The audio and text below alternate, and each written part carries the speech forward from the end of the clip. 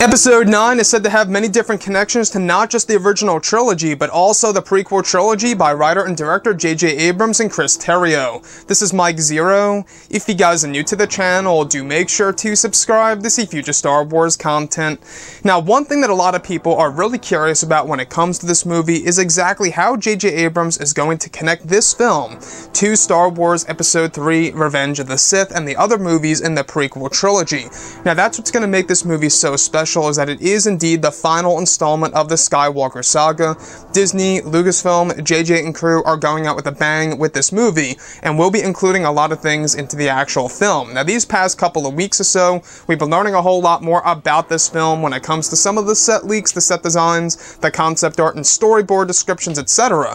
One of which has all to do with the moment between both Anakin, Padme, and Rey. Specifically, a description of Rey walking on a bridge in a dark environment. It's described that Rey hears voices of the past from all saga films. The next goes over the environment around Rey beginning to change to Mustafar, in which she begins to see a vision of Anakin and Padme communicating with each other, leading to the moment in which Anakin begins to choke her.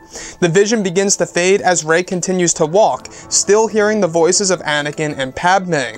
It's said that footage from Episode 3, Revenge of the Sith will be used for the sequence. However, both Natalie Portman and Hayden Christensen themselves will not be involved physically on set for this sequence in the movie. So what's really intriguing to me about all of this is that, to me, this sounds definitely like it's going to be something like the Worlds Between Worlds that we saw in Star Wars Rebels Season 4. Now, in Season 4, you do get to see the Worlds Between Worlds, the moment in which Ezra Bridger is able to pull Ahsoka Tano out from a different dimension, basically, and save her life from Vader. So I think that's exactly where Rey is now. It's either that or something to do with the spiritual realm and or the netherworld of the Force that J.J. Abrams will actually be going into far more detail in this movie.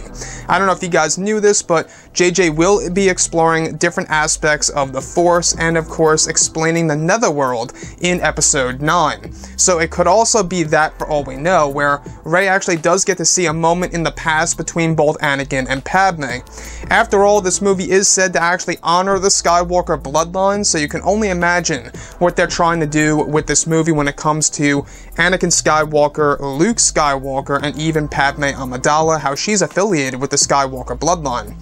So what's really intriguing to me as well is exactly why would Rey see a vision of Anakin and Padme in whatever realm this is or wherever she is. You know, this could be a simple Force back vision sequence of what we saw in The Force Awakens, for all we know. Now, that's what's really interesting about JJ. We do know that JJ loves these types of things in movies. We're talking flash forwards, flashbacks, different dimensions, you know, spiritual realms. He loves those different types of things in, you know, either his movies or his actual TV shows that he has worked on before in the past. So the fact that they are using different pieces of footage from Revenge of the Sith sounds very interesting for sure as well. And the fact that Natalie Portman will not be involved in the movie on set, physically of course, only makes sense because as of right now she is older. It wouldn't make a whole lot of sense to include an older version of Padme Amidala. So the scene in which Rey actually does get to see the sequence in which, because Anakin Skywalker is actually communicating with Padme and eventually chokes her on, of course, the landing pad of Mustafar. And that's honestly a very interesting piece for sure, because we also know that they have been looking to film over in Mount Etna in Italy, or they may have already filmed there, in order to incorporate Mustafar into Episode 9. So it's very possible that we could very well be getting alternate views of the planet, or KYLO and his knights are going to go back to the planet of Mustafar in Episode 9.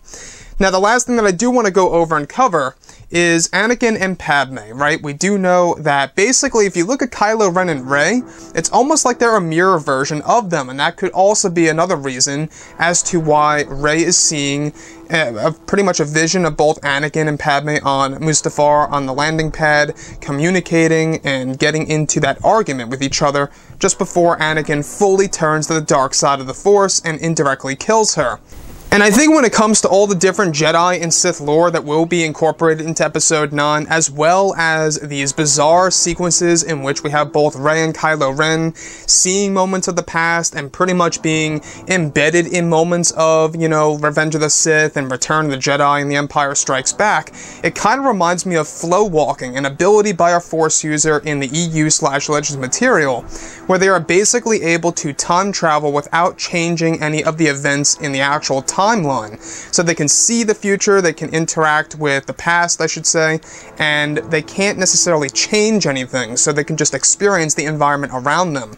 So that could very well be exactly what J.J. Abrams is trying to incorporate with either Rey and Kylo Ren, is the power of flow walking in Episode 9.